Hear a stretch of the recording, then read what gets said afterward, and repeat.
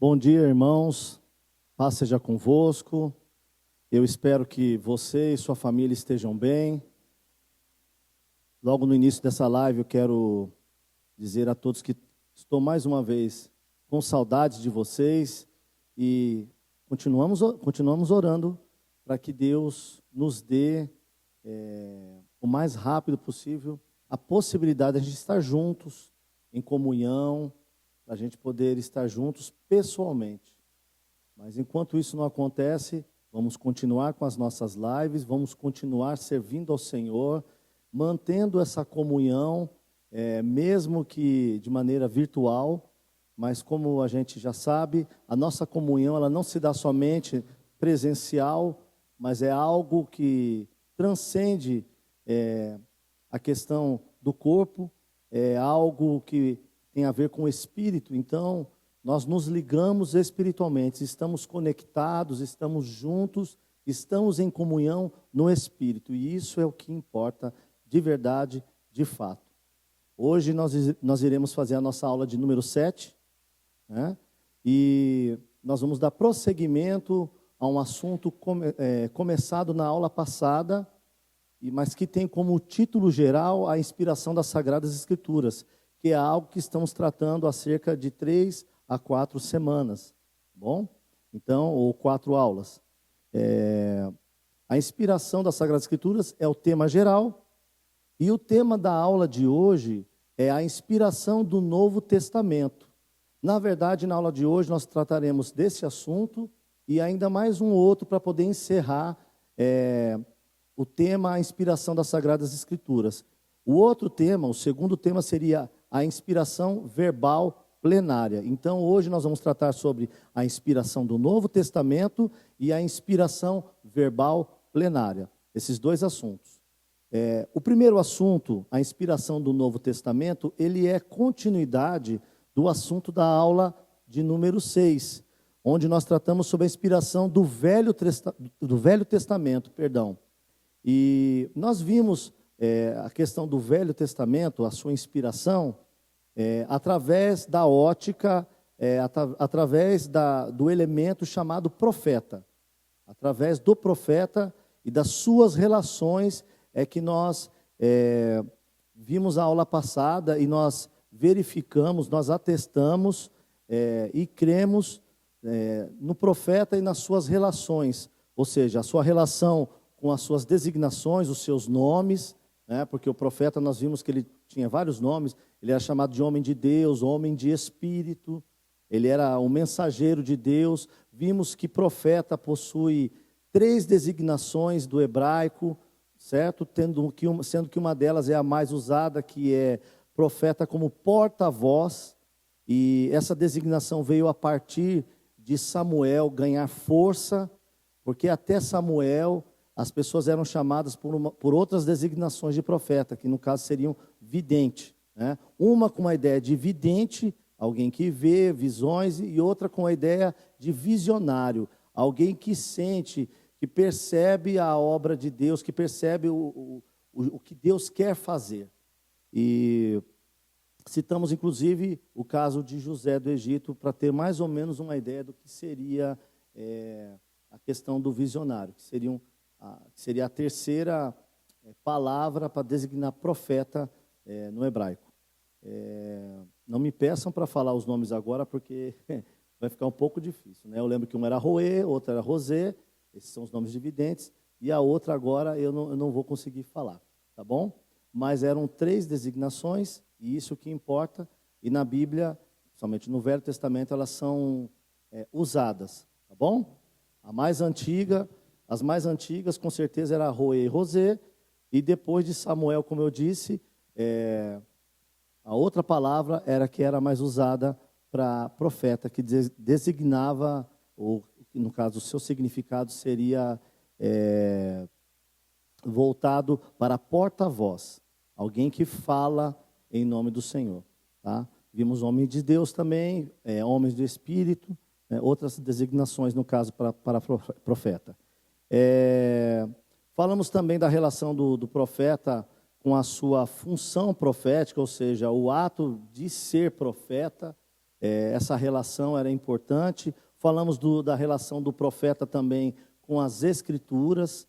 Falamos também da relação dos profetas e a sua rede sequencial redativa, que era quando um profeta dava continuidade ao trabalho do outro. Entre outras coisas, os profetas também eram historiadores. E, por vezes, eles escreviam as suas crônicas. Por exemplo, livro de crônicas, o primeiro e o segundo, livro de reis, livro de Samuel. São todos livros históricos. E eles são livros que foram escritos pelos profetas, né? Nós vemos isso, inclusive, em crônicas, acho que primeiro Crônicas 29, não é?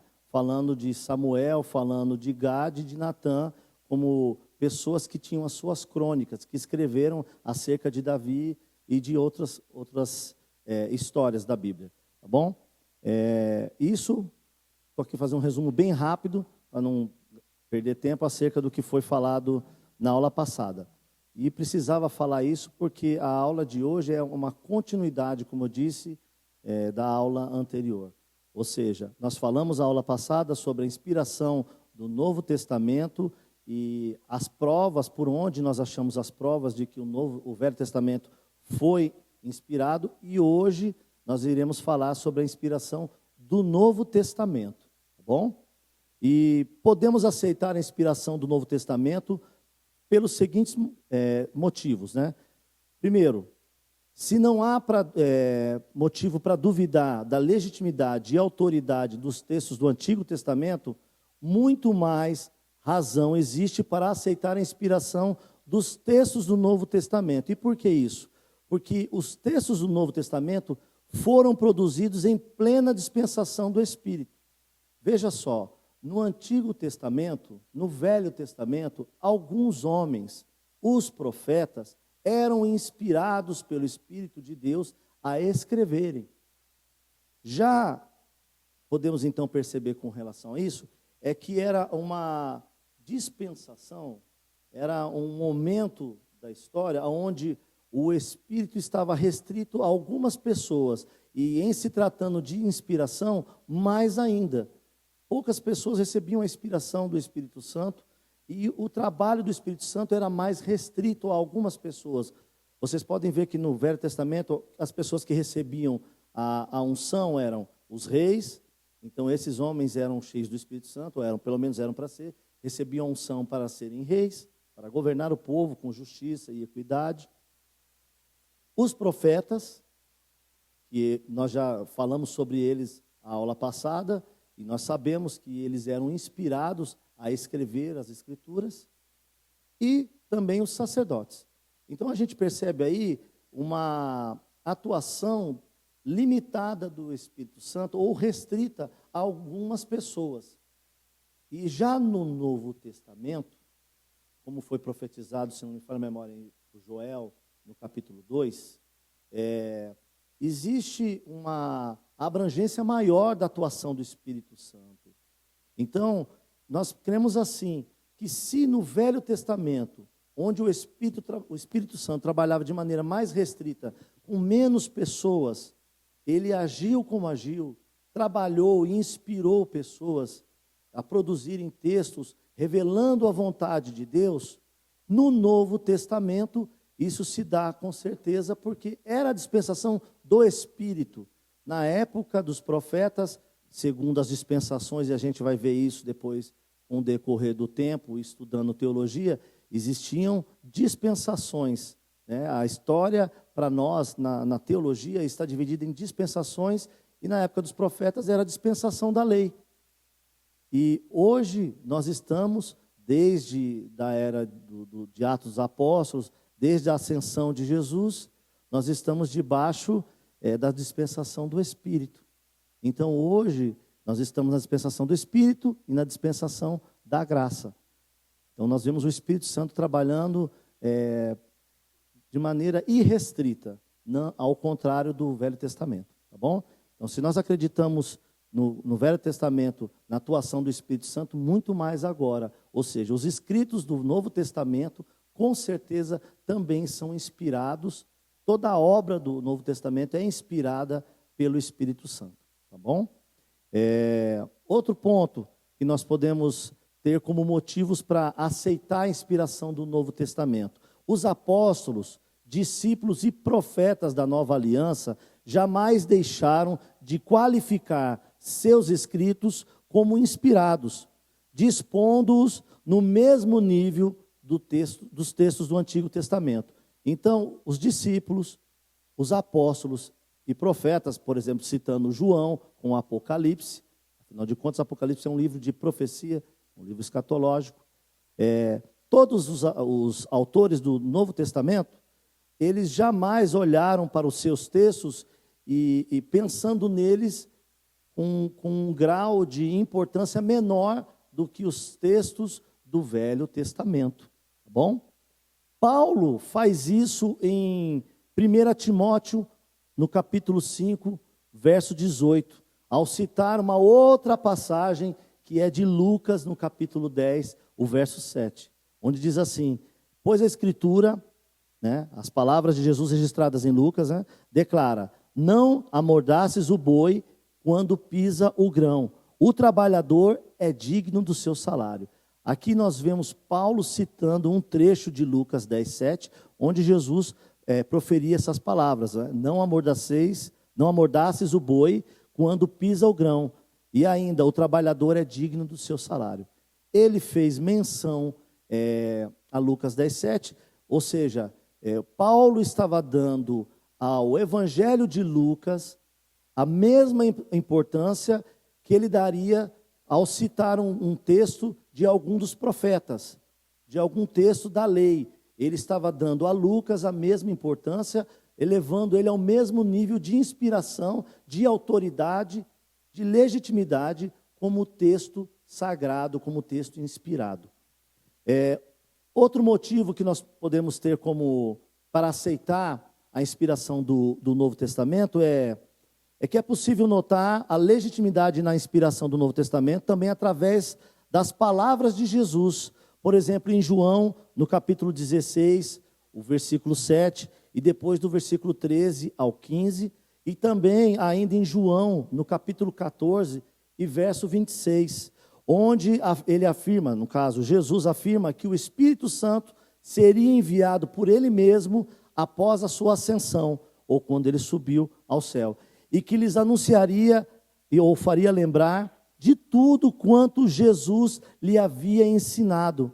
Havia ensinado os apóstolos, no caso, os orientando no processo de redação e construção do Novo Testamento.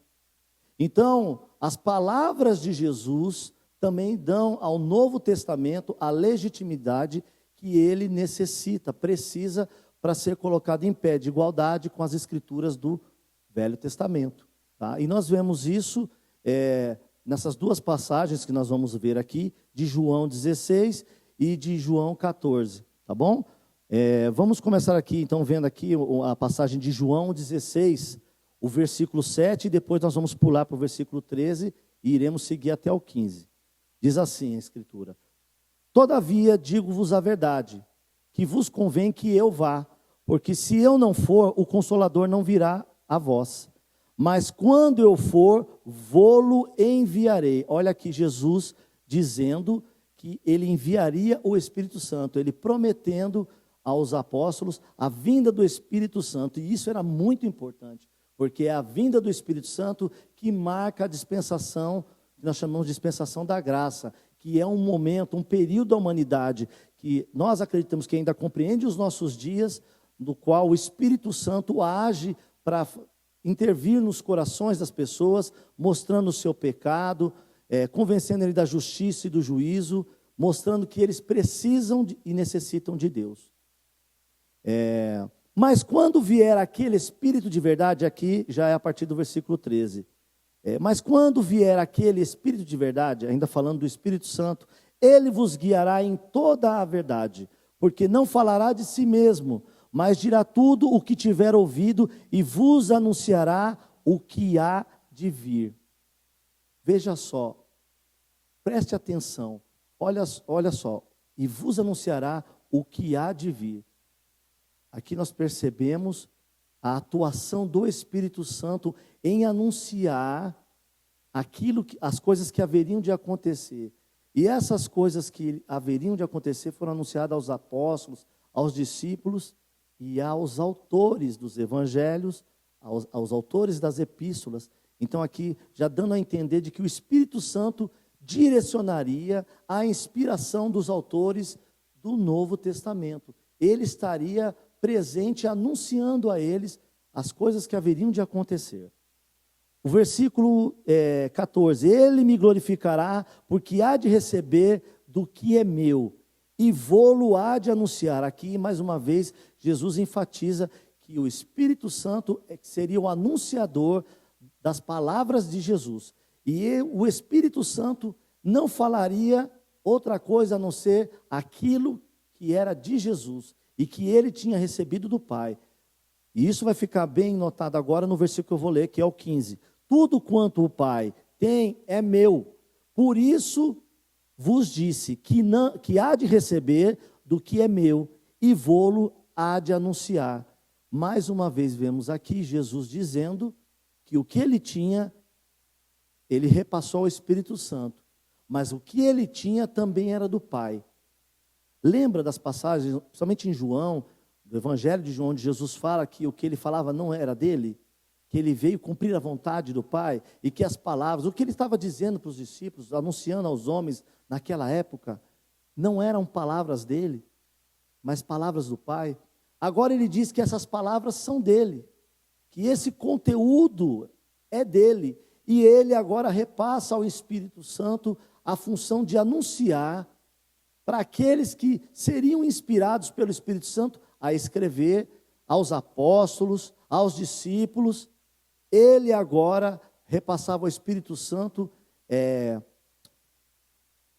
para ele anunciar. Porque agora Jesus já não estava mais na terra, Jesus já não anunciava mais. Agora ele volta para o Espírito Santo e diz, é ele que vai anunciar, ele será o anunciador das coisas que vocês precisam escutar, precisam escrever também.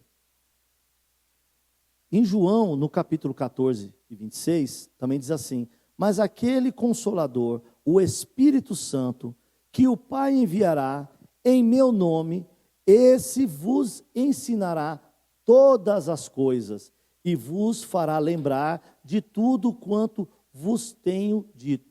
Olha só, vos ensinará todas as coisas e vos fará lembrar de tudo quanto vos tenho dito. Percebe?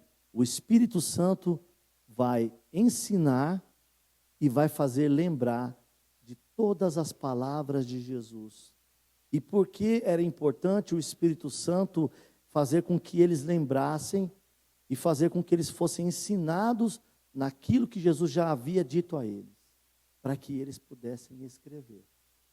Então nós vemos aqui mais uma vez o Espírito Santo responsável em trazer a revelação, trazer a inspiração e fazer e dirigir a redação, agora não mais do Antigo Testamento, agora sim do Novo Testamento. Mais uma vez, o Espírito Santo atuando como inspirador do homem para que esse pudesse escrever as Sagradas Escrituras. Tá bom?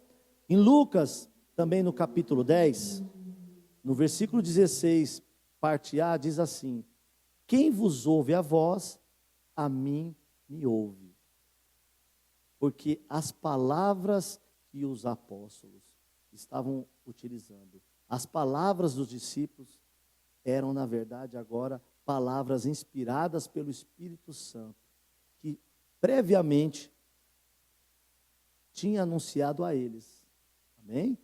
Como Jesus falou, eu vou enviar para vocês o Espírito de verdade, eu vou enviar a vocês o Consolador, e ele vai anunciar a vocês o que é da minha parte, ou seja, as minhas palavras. O Espírito Santo inspirando os apóstolos, o Espírito Santo inspirando os discípulos, não somente a falarem e a pregarem o Evangelho, mas também para escreverem, para redigirem as palavras de Jesus, que hoje compõem parte do Novo Testamento. Como vocês sabem, parte do Novo Testamento, ou seja, os 4 evangelhos, se trata principalmente do ministério e das palavras de Jesus. daquilo que Jesus fazia, ou seja, como ele curava os enfermos, de como ele ressuscitava mortos, expulsava demônios, de como ele era amoroso, misericordioso, e nós vemos isso, por exemplo, na situação da mulher pecadora, onde todos queriam apedrejá-la, e Jesus, ao contrário deles, não fez nenhuma condenação e perguntou para eles, né, se eles tinham pecado, se não tivessem pecado, que atirassem a primeira pedra. E vocês conhecem aí todo o restante da história, ou seja, os pormenores dessa história, os detalhes dela. Não preciso aqui explanar. Por isso, irmãos, a gente vê que se faz necessário a inspiração do Espírito Santo no Novo Testamento, e nós vemos a atuação do Espírito Santo aqui, nesse caso, ensinando, anunciando e fazendo com que a palavra do Senhor Jesus fosse lembrada pelos discípulos, para que eles pregassem, para que eles também anunciassem a palavra do Senhor, mas também para que eles pudessem redigi-la e colocá-la em forma de escrita. Amém? Então, agora queria falar com vocês acerca de uma relação, com relação à inspiração do Novo Testamento, uma relação entre a igreja e as evidências da inspiração do Novo Testamento. Eu gostaria de falar com vocês sobre esse elemento que também ajuda a comprovar que a Bíblia, como inspiração divina, ela é dotada de autoridade. Quero dizer para você que tudo que temos comentado, principalmente nessas aulas onde nós estamos falando de maneira geral da inspiração das Sagradas Escrituras, é para que a Escritura seja validada por nós, para que seja validada por você, para que você veja, não porque ela precise da sua validação, mas para que você perceba a validação da palavra, de como ela é fiel, de como ela é digna. Não existe, como nós vimos em aulas anteriores, um texto ou livros e seus textos que tenham sido passados por um crivo tão grande, por tanto tempo quanto a palavra do Senhor.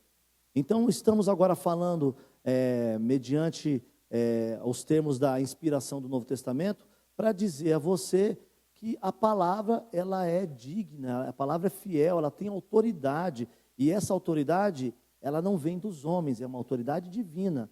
Portanto, a palavra ela é apta para corrigir, para falar sobre verdades espirituais e verdades até mesmo da vida cotidiana, porque ela traz para a nossa vida aconselhamentos que vêm do próprio Deus, ou que vêm da sua inspiração para homens que escreveram esses cuidados para nós, tá bom? Acerca da igreja e as evidências da inspiração do Novo Testamento, a própria postura da igreja primitiva, com relação aos textos que utilizava, demonstra que esses eram considerados divinamente inspirados desde os primeiros dias de existência da igreja. A postura da igreja, como a igreja reagia às cartas, à leitura dos evangelhos, a forma como a igreja abraçava e se debruçava sobre os textos escritos pelos apóstolos, discípulos de Jesus, demonstrava que havia um acolhimento por eles, que a palavra era aceita com autoridade. Ou seja, os cristãos antigos, os cristãos primitivos, da igreja primitiva, dos primeiros séculos, eles davam aquilo que hoje nós chamamos de Novo Testamento, que naquela época estava sendo construído ou terminando a sua construção, acabando de ser confeccionado, eles davam a esses textos a mesma autoridade que davam ao Velho Testamento. Existia uma postura, e essa postura é de aceitação para os escritos dos apóstolos, tá bom? Quero ler com você uma passagem aqui de 1 Tessalonicenses 2,13, que diz assim: havendo recebido de nós a palavra da pregação de Deus, a recebeste, não como palavra de homens, mas, segundo como é na verdade, como palavra de Deus, a qual opera em vós os que crestes. Então, Paulo falando aqui com os Tessalonicenses, ele glorifica a Deus, ele fica feliz por conta de que os Tessalonicenses, ou seja, parte da igreja primitiva, recebia as epístolas de Paulo, a carta de Paulo, os ensinamentos, a doutrina dos apóstolos, como sendo algo vindo da parte de Deus e não de homens. Então a igreja primitiva não desqualificava os escritos e os ensinos de Paulo, mas os observava, os retinha como sendo vindos de Deus, palavra de Deus. E isso também dá ao Novo Testamento o atestado de inspiração divina, de que veio de Deus, portanto merece o nosso respeito e o nosso crédito. Bom? Nos primeiros anos da igreja, uma infinidade de livros e cartas pretensiosamente atribuídos aos apóstolos e discípulos de Jesus já circulava entre as comunidades cristãs. Textos que apresentavam informações incertas e distorcidas sobre Jesus e seus ensinamentos. Então, outra coisa que se faz necessária como evidência de que o Novo Testamento era a palavra de Deus, era inspirado pelo Espírito Santo, é porque existia nos primeiros séculos, nos primeiros anos da igreja, escritos que eram tidos como dos apóstolos e não eram pseudopígrafos ou coisa assim do tipo, tá? Escritos falsos, aonde era atribuído a esses escritos a autoria dos apóstolos. E esses escritos traziam mentiras acerca da vida de Cristo, da natureza de Jesus. Então, por conta desses escritos, que vamos chamar de apócrifos também, porque são falsos, se foi necessário produzir evangelhos, livros, epístolas. Então, parte das cartas, parte das coisas que foram escritas no Novo Testamento, quero que você entenda, foram escritos para justamente combater as heresias, as falsas doutrinas que já circulavam entre as igrejas, porque existiam falsos mestres, falsas escrituras, falsas epístolas. E eu digo falsos no sentido de que o seu conteúdo era falso. Então, para combater esses falsos escritos, os apóstolos, os discípulos de Jesus, viram a necessidade também de escrever. Mas eu quero que fique claro para você, não sei se para você é claro, para mim tem um versículo que agora me falha a memória, se não me engano está em Filipenses, que fala que é tanto Deus que efetua em nós o querer, quanto o realizar. Então, eu não consigo pensar em Mateus, em Lucas, em Marcos, em João, por livre e espontânea vontade, tentando escrever alguma coisa acerca de Jesus. Como já vimos anteriormente, Jesus já havia anunciado a eles em João, se não me falha a memória, João 14, dizendo a eles que eles seriam lembrados pelo Espírito dele, o Espírito de Cristo, o Espírito Santo, o Espírito de verdade, acerca das palavras de Jesus. E num momento como esse, onde a igreja está sendo bombardeada por heresias, não vejo uma ocasião melhor que essa para que o cumprimento dessa palavra aconteça, ocorra, ou seja, Jesus, através do Espírito Santo, anunciar aos apóstolos e discípulos a sua mensagem e fazer com que eles sejam lembrados dessa mensagem e para que eles possam escrever essa mensagem. Então, cremos aqui também que o Espírito Santo agiu neste momento, dando aos discípulos, dando aos apóstolos um direcionamento doutrinário, mas por escrito, para que as igrejas se vissem livres dos ensinamentos errôneos, dos ensinamentos falsos, das falsas doutrinas. Então, antes que houvesse prejuízo aos seus ensinamentos, à igreja e aos seus ensinamentos, os discípulos e apóstolos produziram evangelhos e epístolas com os seguintes objetivos. Número 1, combater os falsos ensinos. Número 2, preservar as verdadeiras informações a respeito de Jesus. Eu já havia falado que um dos motivos pelos quais eles haviam produzido o Novo Testamento era por conta do combate que eles estavam querendo dar às falsas doutrinas, aos falsos ensinamentos, mas uma outra verdade também aqui prevalece e aparece e se destaca, é que eles também queriam preservar as informações acerca de Jesus, dos seus ensinamentos, da sua vida, do que ele fez, da sua obra. Então, para isso, eles produziram os evangelhos e também as cartas, as epístolas. Amém? Vamos ler aqui alguns versículos que enfatizam isso que eu estou falando. Primeiro em Lucas, no capítulo 1, do verso 1 ao 4, tá bom? Fiquem tranquilos, o pastor e a Renata estão ali com o conteúdo, deve estar passando para vocês. E aquilo que você perder aqui na live, e você de repente não me perguntar ou não perguntar a eles, você sabe que mais tarde estará gravado, você poderá ter acesso a esse conteúdo, amém? Mas eu gostaria e ficaria muito feliz que vocês estivessem me acompanhando na live, ao vivo. Porque veja bem, eu poderia, com o pastor e a Renata, estar em outro momento gravando esse assunto para depois passar para vocês. Mas não é isso que fizemos. Estamos aqui presentes em tempo real, falando com vocês, buscando em vocês o compartilhar da fé, o compartilhar do conhecimento, o compartilhar da palavra, amém? Para que todos nós venhamos a crescer.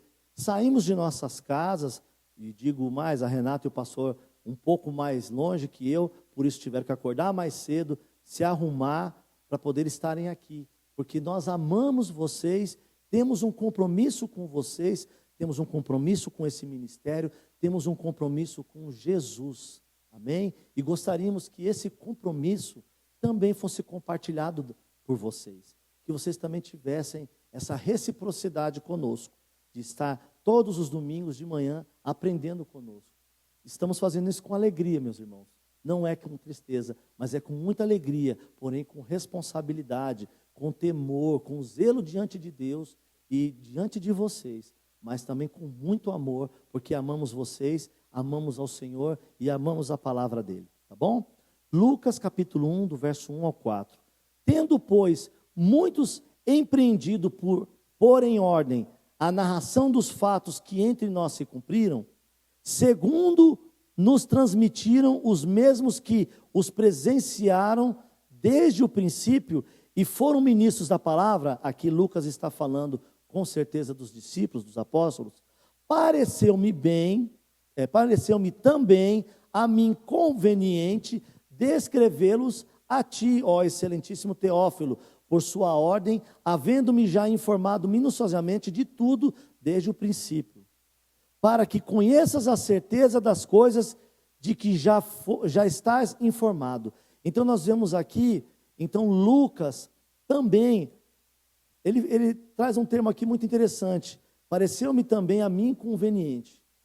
Para Lucas, a princípio pareceu somente uma conveniência, mas nós sabemos que aqueles que são de Deus são impulsionados pelo Espírito, são levados pelo Espírito.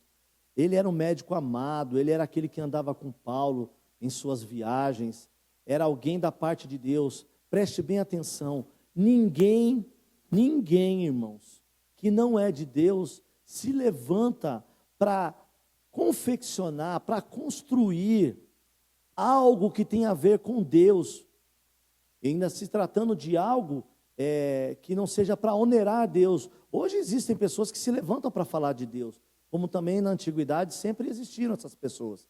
Pessoas que não acreditavam no divino, no celeste, de que havia um Deus que era acima de todos, que era único. Sempre existiram essas pessoas e os questionamentos dessas pessoas. Mas eu estou dizendo aqui que é uma pessoa que se levantou para investigar, para coletar assuntos, informações, saiu entrevistando, investigando acerca das coisas da vida de Jesus e do seu ministério, das palavras de Jesus. Aparentemente, conveniência. Para mim e para outros, com certeza, inspiração do Espírito Santo. Impulso dado pelo Espírito Santo para ir nessa direção. Tá bom? Então, ele escreveu, ele colocou em ordem, como ele diz, né? Tendo, pois, muitos empreendido pôr em ordem, ou seja, Era uma corrente naquela época em que Lucas estava escrevendo o Evangelho, ou reunindo as informações do Evangelho. Ele não era o único que estava fazendo.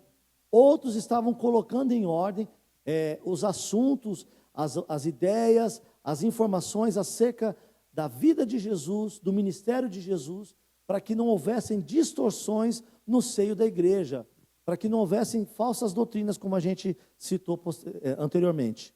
Outra passagem que fala acerca disso, dessa ideia de ajuntar, de compilar as palavras de Jesus, ou as palavras do Senhor, né? Está em 2 Tessalonicenses 2, do versículo 2 a 3. A ideia também de combater as falsas doutrinas. Que não vos movais facilmente do vosso entendimento. E aqui se mover do entendimento é acerca da fé cristã. É não se mover ou não se mudar acerca daquilo que tinha sido ensinado. Nem vos perturbeis, ou seja, não fique por conta de outra doutrina perturbado, não fique em dúvida, não coloque em dúvida aquilo que vocês aprenderam. Quer por espírito, quer por palavra, quer por epístola, como de nós, como se o dia de Cristo estivesse já perto. Então, não é para se mover no pensamento, no entendimento, nem se perturbar no espírito, ou palavra, ou por epístola, por nada que seja produzido, até que o dia de Cristo estivesse já perto. Ou seja, Paulo estava escrevendo aos Tessalonicenses dizendo, não se movam, não mudem a sua posição, não mudem a sua opinião, não vivam numa fé diferente, não abandonem essa fé, não se apostatem dessa fé que já foi oferecida a vocês, que já foi ensinada, seja por alguma epístola, seja por alguma palavra, ou até como de nós, como se fôssemos nós apóstolos falando. Como a gente viu anteriormente, tinha muitos escritos que eram escritos em nome dos apóstolos, e depois eram vistos como pseudo-epígrafos. Então a gente precisa entender e fazer essa correlação. Faça essa correlação aí, você, tá bom? Continuando aqui, o verso 3 diz assim, ninguém de maneira alguma vos engane, porque não será assim, sem que antes venha a apostasia, e se manifeste o homem do pecado, o filho da perdição. Então aqui nós vemos Paulo doutrinando a igreja de Tessalônica, acerca das últimas coisas, acerca do que haveria de acontecer, e que, como já tinha naquela época pessoas dizendo algo acerca de Cristo, acerca dos últimos dias, e eram doutrinas que não eram confiáveis, eram doutrinas que não tinham embasamento nas palavras de Jesus, nos ensinos de Jesus, portanto, poderiam ser descartadas, e Paulo aqui está doutrinando a igreja de Tessalônica, no caso, os tessalonicenses. E uma outra passagem também em 1 João 4, do 1 ao 3, que diz assim, amados, não creiais a todo o espírito, mas provai se os espíritos são de Deus, porque já muitos falsos profetas se têm levantado no mundo. Olha só, já no primeiro século, nos primeiros anos da igreja, haviam falsos profetas. Não é uma preocupação de agora, é uma preocupação que já existia naquela época, naqueles primeiros instantes da igreja, onde a igreja ainda estava sendo formada, onde o cânon sagrado do Novo Testamento ainda estava sendo formado, as epístolas estavam sendo confeccionadas, os evangelhos estavam sendo redigidos, não havia nada ainda formado, e já eles estavam sofrendo ataques de falsos profetas, de falsas doutrinas, mas é até por conta desses falsos profetas e dessas falsas doutrinas é que nós devemos, esses escritos que nós temos hoje de vida e salvação para nós, de vida e eternidade para nós, de luz que nós temos, graças a essas falsas doutrinas que apareceram, a esses falsos mestres, a esses falsos messias, falsos profetas, é que nós temos hoje essa coletânea de livros maravilhosos do Novo Testamento, tá bom? Nisto conhecereis o Espírito de Deus. Perdão, eu pensei que eu tinha lido aqui. Vou ler o primeiro versículo. Amados, não creiais a todo espírito, mas provai se os espíritos são de Deus, porque já muitos falsos profetas se têm levantado no mundo. Na verdade, eu já tinha lido, né? Nisto conhecereis o Espírito de Deus. Todo espírito que confessa que Jesus Cristo veio em carne é de Deus. Antigamente, em algumas igrejas pentecostais, você tinha uma mania do pessoal de querer fazer os demônios confessar. Jesus Cristo veio em carne. Agora me veio essa lembrança aqui, o pessoal tinha essa mania. Era praticamente uma cultura. Confessa aí que Jesus Cristo veio em carne, né? Para ver se o Espírito não confessasse, com certeza a pessoa ainda continuava possessa. E todo espírito que não confessa que Jesus Cristo veio em carne não é de Deus, mas este é o espírito do anticristo, do qual já ouviste que há de vir, e eis que já agora está no mundo. Então nós vemos aqui João também, em um trecho de uma epístola, uma parte de uma epístola de João, ou seja, a sua primeira carta, ele também doutrinando a igreja acerca dos falsos mestres, dos falsos profetas, dos falsos ensinos. Lembrando que todo profeta era alguém que proferia a palavra. Então, um falso profeta é alguém que fala em nome de Deus, sem estar inspirado pela palavra, sem ser de Deus. Tá bom? Então, aqui nós vemos João também advertindo a igreja do Senhor acerca de falsos profetas e de falsos ensinos. 2 Pedro 3,16 diz assim: falando disto, como em todas as suas epístolas, entre as quais há pontos difíceis de entender, que os indoutos e inconstantes torcem e, igualmente, as outras escrituras para a sua própria perdição. Aqui, Pedro está citando o apóstolo Paulo e falando das distorções, que surgiam a partir dos ensinamentos de Paulo. Amém? Que até o próprio Pedro tinha uma certa dificuldade de entender. E então o que acontece? As pessoas torciam, diziam outras coisas, as quais os textos de Paulo não estavam dizendo. Então nós vemos mais uma vez aqui nascimento de doutrinas, de heresias, a partir de ensinos distorcidos dos apóstolos. No caso aqui, uma citação de Pedro a ensinos do apóstolo Paulo. Em nenhum momento ele está aqui dizendo que o ensino de Paulo que era distorcido, mas os indoutos, aqueles sem entendimento, sem conhecimento, e inconstantes.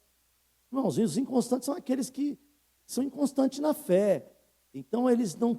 Quando você é inconstante na fé, olha só, presta atenção no que eu vou falar agora, nesse momentinho. Quando você é inconstante na fé, você não se debruça a entender a palavra. Então a gente consegue medir até a sua inconstância pelo tanto de conhecimento e busca que você tem da palavra do Senhor. Você, e me desculpe agora esse momento meio que exortativo, você que não se debruça na palavra, você que não procura conhecer a palavra, você é um inconstante.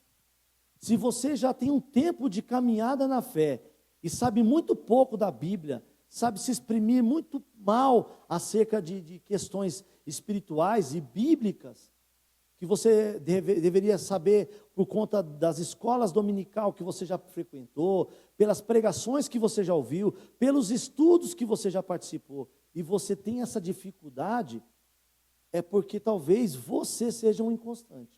Eu vou colocar aqui um talvez, porque tem pessoas que têm dificuldade, como o próprio apóstolo Pedro aponta aqui. Por quê? Porque ele era um homem praticamente iletrado.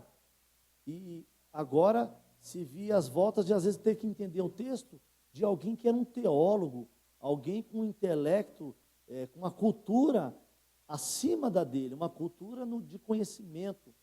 Um homem que falava mais de um idioma, no caso, nós estamos falando aqui de Paulo. Então, alguns irmãos têm uma certa dificuldade pela sua escolaridade, pela sua cultura, mas tem muitos que são relapsos, são relaxados.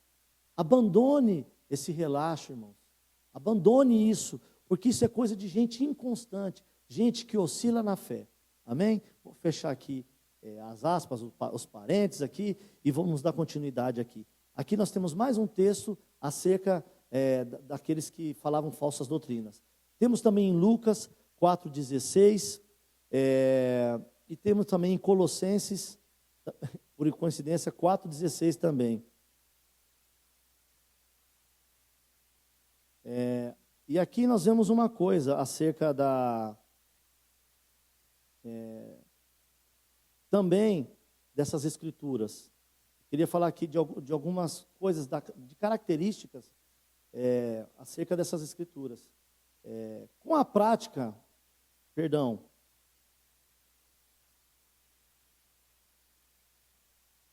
Em Atos, eu vou começar lendo essa parte aqui. Em Atos, no capítulo 15, diz assim: mas escreve-lhes que se abstenham das contaminações, dos ídolos, da fornicação, do que é sufocado e do sangue. E por intermédio deles, escreveram o seguinte, olha só, escreveram uma epístola. Os apóstolos e os anciãos e os irmãos, aos irmãos dentre os gentios que estão em Antioquia, e Síria, e Cilícia, saúde. Porquanto ouvimos que alguns que saíram dentre vós vos perturbaram com palavras e transtornaram as vossas almas, dizendo que deveis circundar-vos e guardar a lei, não lhes tendo nós dado mandamento. Ou seja, aqui, acerca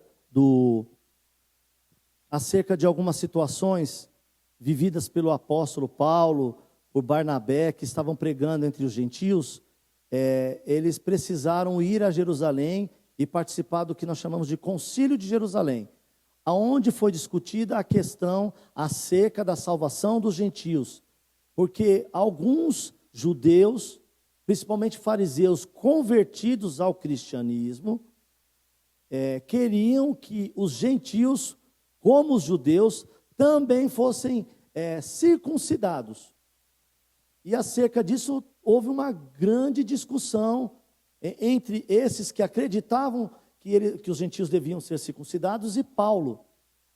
E Tiago, Pedro e o próprio Paulo, Barnabé e aqueles que acreditavam na circuncisão, que eram contrários a Paulo e Barnabé, falaram. Mas Tiago, de uma maneira, digamos assim, cabal, sumária, ele bateu o martelo acerca dessa questão e ele foi quem proferiu as palavras que eu li agora de Atos 15, aonde ele fala para que seja escrito, ou seja, seja feita uma epístola, seja mandada uma carta, aonde os gentios só necessitavam se abster das contaminações dos ídolos, da fornicação e do que é sufocado e do sangue, ou seja, para não comer nada que seja sufocado, que não tenha sido esgotado o sangue, os animais. Tá? E aí ele continua escrevendo, continua dizendo o que foi escrito. Né? No caso aqui, Atos foi escrito por Lucas, então Lucas continua redigindo aqui dizendo que foi escrito, não é? Pelos apóstolos o seguinte: os apóstolos e os anciãos e os irmãos, aos irmãos dentre os gentios que estão em Antioquia, e Síria e Cilícia. Veja só, nós temos aqui 3 lugares aonde havia cristãos. E uma carta que iria circular. Essa carta seria enviada por mãos daqueles que iriam pregar, por aqueles que foram a Jerusalém e que foram discutir o assunto acerca da salvação dos gentios. No caso, estou falando de Paulo, de Barnabé, estou falando também de Silas, que foi também com ele. Foram mais 2 com ele. Agora me vem à cabeça agora é Silas. Eu não lembro a outra pessoa. E esses 4 homens foram e leram diante das igrejas, e no caso estou falando da igreja da Cilícia, estou falando da igreja de Antioquia e da igreja da Síria, a carta que foi proferida pelos apóstolos, a doutrina dos apóstolos para os gentios. Eu quero que você entenda o seguinte: essa carta, ela não foi escrita para uma igreja. Por ordem do próprio apóstolo Tiago, essa carta ela circulou. Então, uma das características das epístolas, ou de parte delas, é que elas eram circulares. São chamadas até de epístolas gerais. Né? Essas epístolas, elas não eram destinadas somente a uma igreja, e essa igreja, como portadora dessa carta, ou na verdade, a destinatária, né, a pessoa para quem foi enviada, ela retinha os direitos sobre essa carta, sobre aquela doutrina que estava ali discorrida, e ela não compartilhava. Não, muito pelo contrário. Era lido E depois aquela carta era passada para outras igrejas, para que elas também lessem. E se havia cartas circulando em uma igreja diferente de outras, elas trocavam entre si. Havia um intercâmbio entre elas.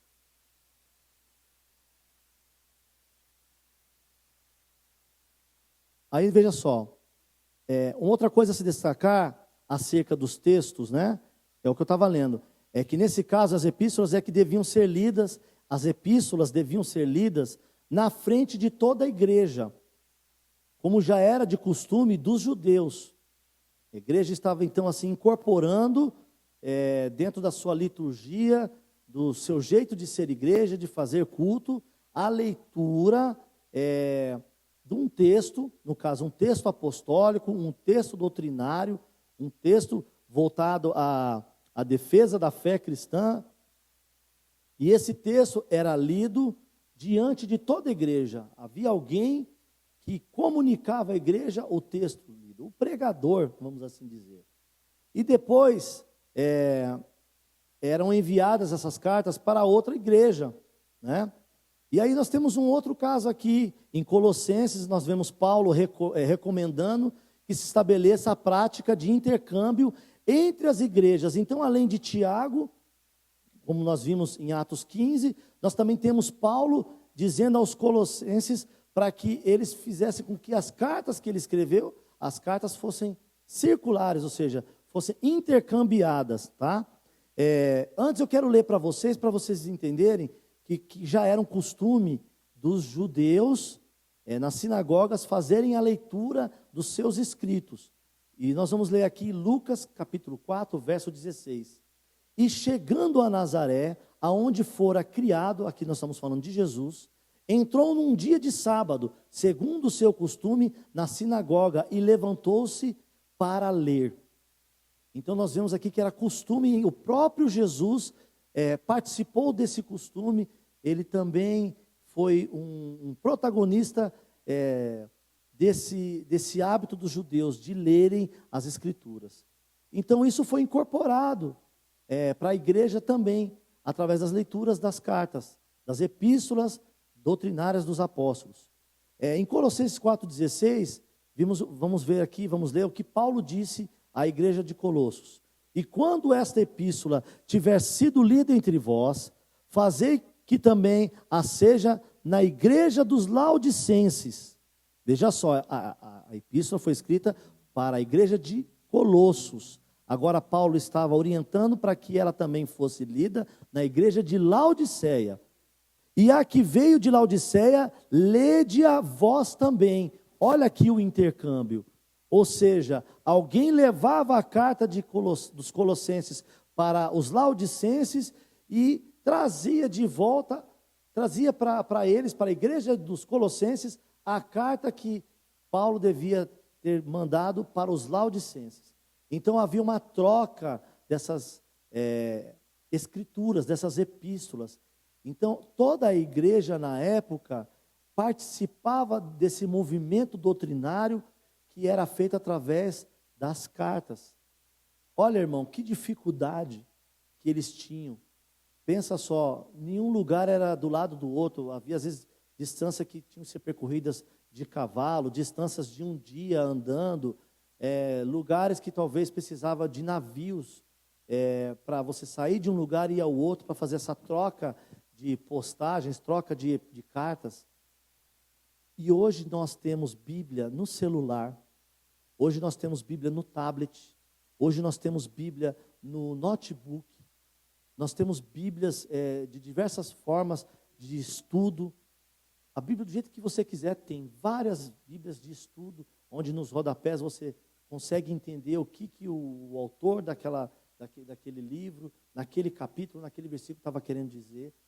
E as pessoas não se movimentam. Talvez você era um desses que não dava valor às Escrituras. Olha, imagina o valor que essas epístolas tinham para esses primeiros cristãos, porque havia uma dificuldade muito grande de acesso à palavra do Senhor. E hoje você tem ela como um grande compêndio, uma compilação, como uma biblioteca para você, que você pode ter na forma de papel ou na forma eletrônica, do jeito que você quiser. Você abre a internet, lá também você tem. Então, meu irmão, aproveite esse presente dado por esse momento que você vive na sua vida, esse momento na história, onde para nós é acessível o conhecimento da palavra do Senhor. Aproveite isso. Então nós vimos aqui que já era costume dos judeus fazerem a leitura diante da congregação. Agora isso foi incorporado às igrejas, com certeza por pedido dos líderes da igreja. E também vimos que o próprio apóstolo Paulo também pede que essas cartas se tornem circulares, que ela tenha essa natureza de ir de um lugar para o outro, para que todos conheçam o ensinamento da palavra do Senhor.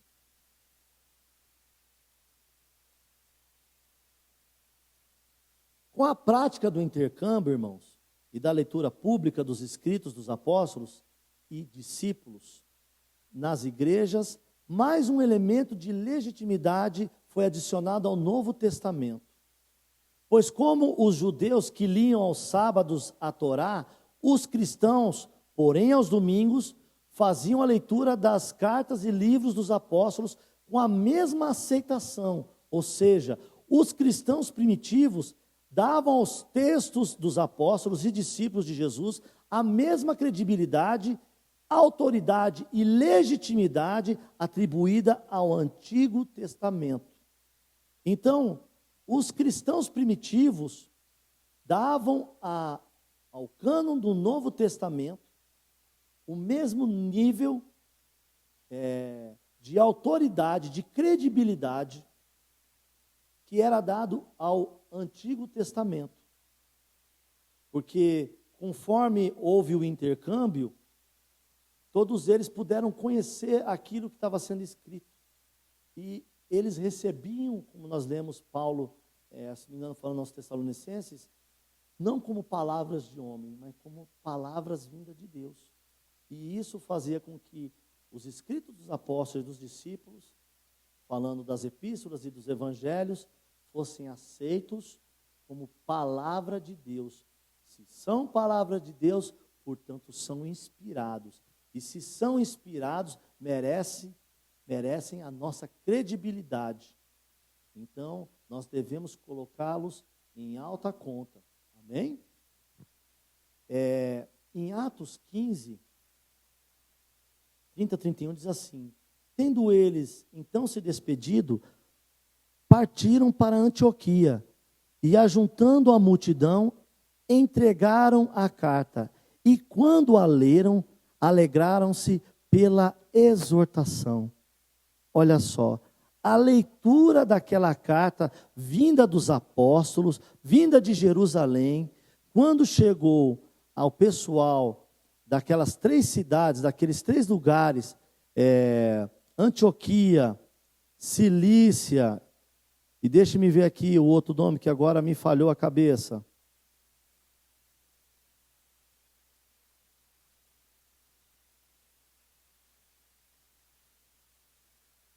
Vou ficar devendo aqui. Me falhou agora, irmãos. Vocês me perdoem. Muita informação. Mas, enfim. Também Síria. Tá bom? Eu passei, irmãos. Deixa eu aqui aumentar a minha letra. Irmãos, tudo é ao vivo. Vocês estão aí, eu estou aqui. Deixe-me aumentar a letra aqui. Porque tem hora que o texto parece que corre na minha frente e eu estou vendo, mas não estou enxergando. Tá bom? Aumentei aqui mais um pouquinho. Ótimo.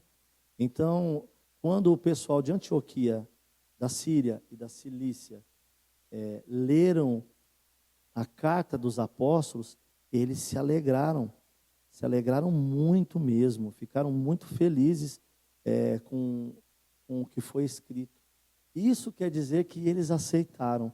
Então, mais uma vez, nós temos aqui a prova de que os escritos dos apóstolos, dos discípulos de Jesus, dos profetas, eram tidos em alta conta. E eu estou falando dos escritos do que nós chamamos de Novo Testamento, daquilo que naquela época estava sendo formado, confeccionado, que ainda não estava terminado, que ainda estava sendo feito, estava sendo construído através da inspiração do Espírito Santo aos apóstolos, discípulos e profetas. Tá bom? Uma outra coisa que eu quero falar, uma outra relação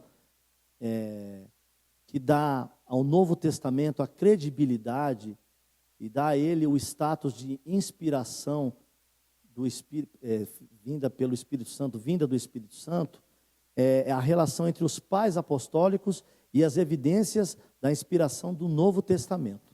Só peço para você uma licencinha que eu vou tomar um gole de água aqui.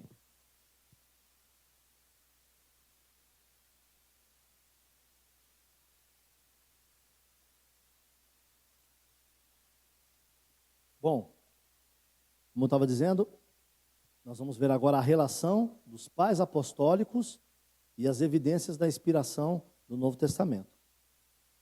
E o que eram os pais apostólicos? Olha, irmãos, existiam os discípulos de Jesus, esses os apóstolos. Durante todo o primeiro século, eles trabalharam, eles compunham aquilo que nós podemos chamar de autoridade doutrinária da igreja. Portanto, decisões acerca da igreja, da doutrina da igreja, aquilo que era tido como forma, jeito de vida cristã, de ser cristão, e que era passado pelo crivo dos apóstolos, eram eles que decidiam, no caso, e eles se compunham em autoridade. Eles eram a autoridade acerca da igreja, acerca de tudo que envolvia a igreja, a vida da igreja, tá? E também das doutrinas da igreja, de como era ser igreja. E depois que João morreu, o último apóstolo a morrer, né, João, surgiram outros líderes. Esses líderes dos primeiros séculos da igreja, não naquela época, quero deixar bem claro, mas pelo estudo da história da igreja, ou seja, posteriormente, pelos historiadores, eles foram chamados de pais da igreja. Quem eram os pais da igreja? Eram aqueles que sucederam os apóstolos. Tá? Eu tenho aqui alguns nomes que nós vamos ler daqui a pouquinho, porque eu vou aqui discorrer sobre o assunto, e eu vou falar acerca dos pais da igreja. Irmãos, o assunto aqui não é falar diretamente, objetivamente ou detalhadamente sobre os pais da igreja. Isso vai ter um outro momento, em uma outra matéria. Nós podemos aqui somente relatar somente que existiram esses homens, os pais da igreja, os líderes que vieram após a morte dos apóstolos, aqueles que sucederam a liderança da igreja, tá? E posteriormente, pelos historiadores, esses líderes que eram bispos, né, das igrejas, bispo de Jerusalém, e de outros lugares, de Roma, esses bispos foram chamados pelos historiadores como pais da igreja. E os pais da igreja, eles produziram também a sua literatura. Porém, irmãos, com a morte de João, encerrou-se, fechou-se o cânon do Novo Testamento, daquilo que poderia ser chamado de escrituras inspiradas pelo Espírito Santo, aquilo que poderia ser tido como escrituras, palavra de Deus.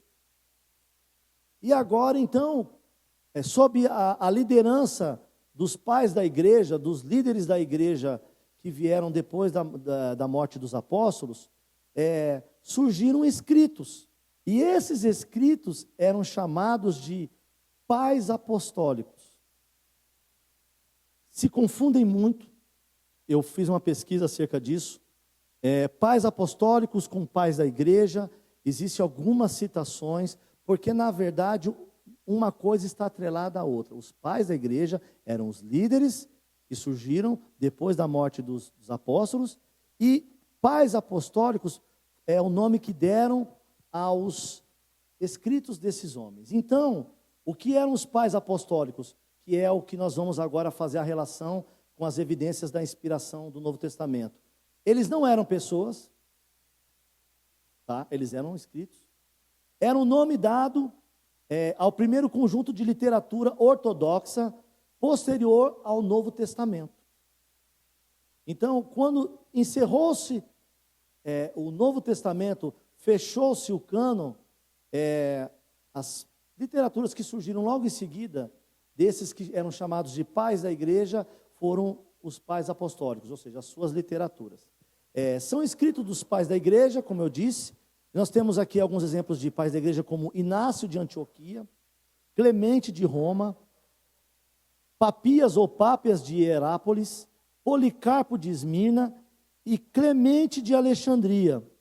Mas eles não eram os únicos pais da igreja. Existem outros, como Orígenes de Alexandria, Atanásio de Alexandria, Cirilo de Alexandria, enfim, vários, Irineu de Lyon.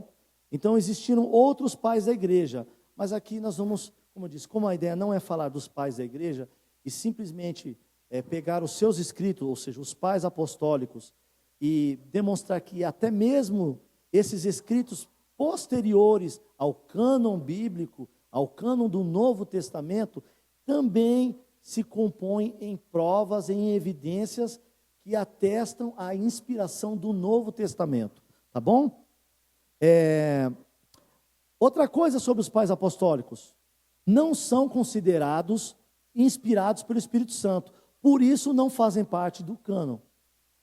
Possuem como fundamento a doutrina apostólica, ou seja, os pais da igreja, quando escreveram, eles escreveram como nós hoje escrevemos livros. Como assim? Nós escrevemos os nossos livros a partir de citações do entendimento das Escrituras Sagradas, que para nós já está fechado o cânon. Ou seja, hoje você não vai comprar um livro do John Bevere, por exemplo, e falar que ele é um livro canônico. Por que você não vai fazer isso? Porque você sabe que o cânon bíblico já está fechado. E mesmo que ele cite as Escrituras e todo o assunto que o autor hoje, como eu estava citando aqui, John Bevere e tantos outros aí, John Stott, bom, enfim, tem tantos autores bons aí, que a gente possa citar aqui, eles, por mais que os seus escritos sejam bons, não são inspirados pelo Espírito Santo, portanto não merecem entrar no cânon bíblico, tá bom? Mas eles possuem o fundamento da doutrina dos apóstolos, como os livros que eu citei há pouco, tá bom? Não são livros inspirados, mas a doutrina, aquilo que eles explicam, aquilo que eles orientam nas suas escrituras, nas suas epístolas, é de fundamento apostólico, doutrinário apostólico, ou seja, eles tiraram as suas ideias para escreverem das escrituras, tá bom? A maneira como os primeiros cristãos e a liderança da igreja primitiva tratavam os livros e cartas redigidos pelos pais apostólicos, ou pelos pais da igreja, perdão, constituem-se em inquestionável prova de que eram tidos como inspirados. Os pais, ou seja, aqui, deixa eu voltar aqui, deixa eu explicar. A maneira como a igreja recebia e tratava os livros e as cartas, que eram os pais apostólicos, ou seja, os escritos dos pais da igreja, também se constituía em prova a favor, não dos escritos, ou seja, os pais apostólicos como sendo inspirados, mas do cânon bíblico, ou seja, os escritos dos pais da igreja, eles também apoiavam, eles apontavam na direção de que os escritos dos apóstolos, dos discípulos de Jesus, eram sim palavra de Deus, eram sim autoridade, deveriam ser aceitos como autoridade. Eles também apontavam nessa mesma direção. Os pais apostólicos representam o elo ininterrupto da reivindicação das páginas do Novo Testamento a favor de sua plena inspiração e autoridade divinas. Esses escritos, através das inúmeras referências aos evangelhos e epístolas apostólicas, dão testemunho a favor da divina inspiração do Novo Testamento. Nós vamos ver aqui, que esses pais apostólicos, esses escritos, eles davam subsídios, eles serviam de base em favor, ou seja, eles davam testemunho de que o Novo Testamento era, de fato, algo que veio por inspiração divina, veio do próprio Deus. Essas referências não são transcritas literalmente do texto original, ou seja, não fazem menção, palavra por palavra, da fonte original. Entretanto, qualquer leitor com o mínimo de conhecimento bíblico e senso perceptivo, ao ler os pais apostólicos, será capaz de notar que os textos do Novo Testamento desfrutam da mesma legitimidade, autoridade e estima atribuídas aos livros do Antigo Testamento. Ou seja, qualquer um, como eu e você, com o mínimo conhecimento bíblico, ao ler esses escritos, ou seja, os pais apostólicos, percebemos que eles fazem menção às Sagradas Escrituras. E que eles, mesmo não sendo livros inspirados, são bons livros. Livros que servem para a leitura, para o entendimento, para o enriquecimento do cristão. Ele serve para você como material também de apoio para os seus estudos. E para você também entender como é que os cristãos dos primeiros séculos se comportavam. O que é que se passava com as igrejas dos primeiros séculos, principalmente a partir do século II, do século II, quando não havia mais os apóstolos, onde todos já haviam morrido, inclusive João. Como é que as igrejas ficaram, como elas se comportavam. Eu vou ler aqui para você um trecho de um dos pais apostólicos, que seria uma epístola aos tralianos de Inácio de Antioquia, ou seja, um dos pais da igreja. E é um trecho aqui que seria o verso 9 do que ele escreveu. Jesus, de fato, foi crucificado e morto à vista dos que estão no céu, na terra e debaixo da terra, o qual de fato também ressurgiu dos mortos, ressuscitando o próprio Pai. É o mesmo Pai dele, que a sua semelhança ressuscitará em Cristo ao que cremos nele. Fora dele não temos vida verdadeira. Se você ler isso, você vai perceber com calma. Se você ler, você vai perceber que, embora não seja uma descrição direta, tirada de um texto bíblico, de um versículo, ou uma citação, como eu poderia dizer numa pregação, como está escrito lá em Salmo 37, versículo tal, como está escrito em Mateus no capítulo 1, e você cita aquela passagem, se você olhar esse escrito, você perceberá que ele tem traços, que ele tem informações de versículos bíblicos.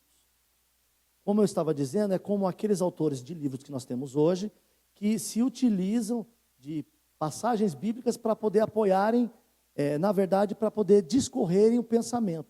O pensamento não é deles, mas eles têm aquele pensamento a partir do que eles leram da Bíblia, a partir daquilo que eles aprenderam com o Evangelho, a partir daquilo que eles aprenderam com as epístolas e a doutrina dos apóstolos. Então, é isso que é um pai apostólico. Isso aqui é somente um trecho da epístola aos tralianos, não é da Austrália não, é aos, e o povo chama traliano, tá bom? Feita por um dos pais da igreja, um chamado Inácio de Antioquia. Vejamos uma lista com algumas obras. Irmão, o tempo urge, passa muito rápido e o conteúdo é grande. Com licença mais um instantinho, mas eu vou beber mais um golinho.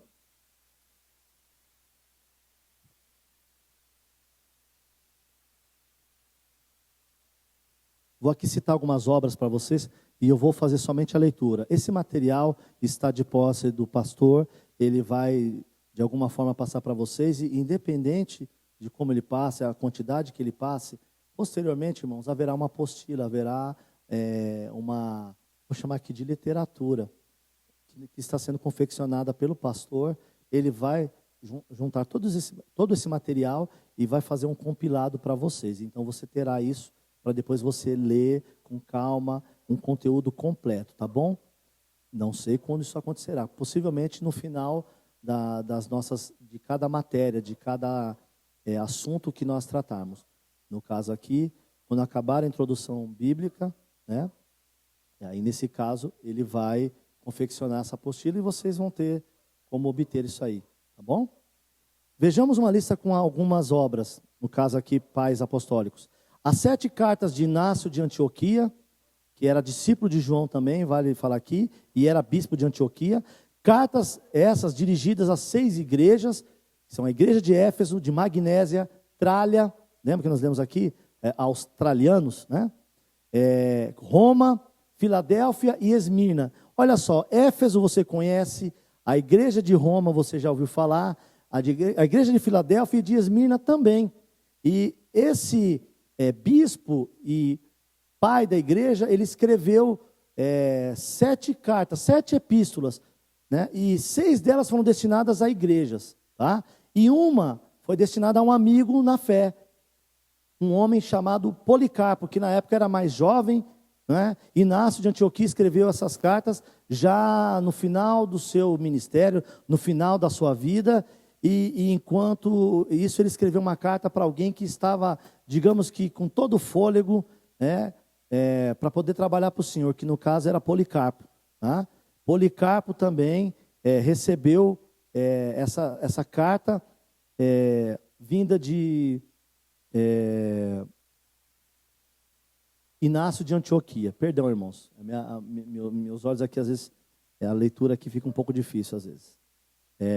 Essas cartas foram redigidas, irmãos, durante seu trajeto a Roma, onde seria martirizado durante o governo do imperador Trajano.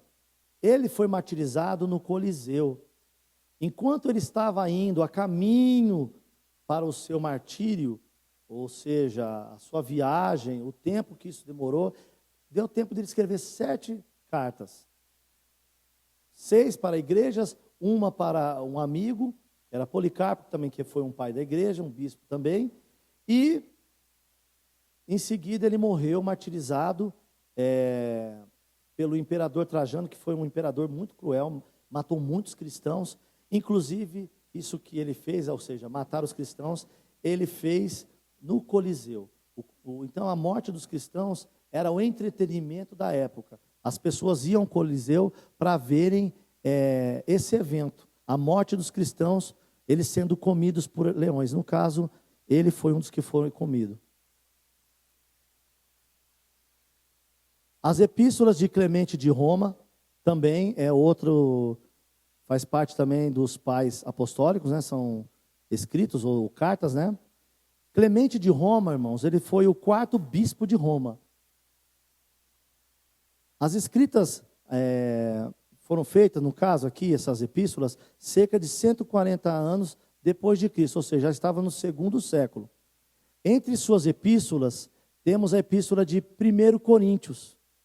Eu sei que muitos aqui de vocês vão se escandalizar e vão falar assim, mas não foi Paulo que escreveu a epístola de Coríntios? Essa epístola de 1 Coríntios era uma epístola homônima, ou seja, ela tinha o mesmo nome da epístola de Paulo, porém, não estou falando daquela epístola que vocês têm em suas Bíblias, que fazem parte do cânon bíblico. Lembra que eu falei que esses escritos aqui, eles não são considerados inspirados pelo Espírito Santo? Portanto, eles não têm como fazer parte do cânon bíblico. Então, estou falando de uma outra epístola que agora não é escrita por Paulo, mas é endereçada à mesma igreja. E essa epístola agora é endereçada à igreja de Coríntio pelo bispo de Roma, que tinha por nome Clemente. Nessa epístola, ele trata de assuntos como o cuidado comum entre as igrejas, o perigo das facções, ou seja, das divisões na igreja. e a autoridade na igreja, ou seja, nomeações de líderes. Havia na época, ou seja, uma questão acerca de pessoas que foram nomeadas e que agora a igreja não queria reconhecer, ou porque essas pessoas eram novas, eram novos, como Timóteo, um dia foi nomeado por Paulo, e Paulo escreve para ele assim: ninguém despreze a tua mocidade, né? Falando para que ele se comporte de uma forma que ninguém olhe, porque ele é novo, ele se torna indigno de ser o pastor, o líder daquela igreja. Então aqui, ele trata de assuntos mais ou menos como esses, falando acerca da nomeação de líderes, pessoas que não estavam aceitando a nomeação. Perigo das facções, irmãos, a gente sabe, Paulo escrevendo aos Coríntios fala daqueles que falavam que eram de Cefas, que eram de Paulo, que eram de Apolo. Era uma igreja que tinha na sua essência algo ruim, que era a questão das divisões. E mais uma vez, agora não Paulo, agora Clemente, tratando do mesmo assunto. Também temos as citações de Papias de Herápolis, que também era um bispo também, como nós vemos aqui, de Herápolis no caso. Ele também viveu no século II depois de Cristo. Temos a epístola de Barnabé, que embora seja escrita a epístola de Barnabé, na verdade não foi escrita por Barnabé, que é aquele Barnabé que nós sabemos do livro de Atos, não, o companheiro e apóstolo, né? Companheiro de Paulo e apóstolo de Jesus também.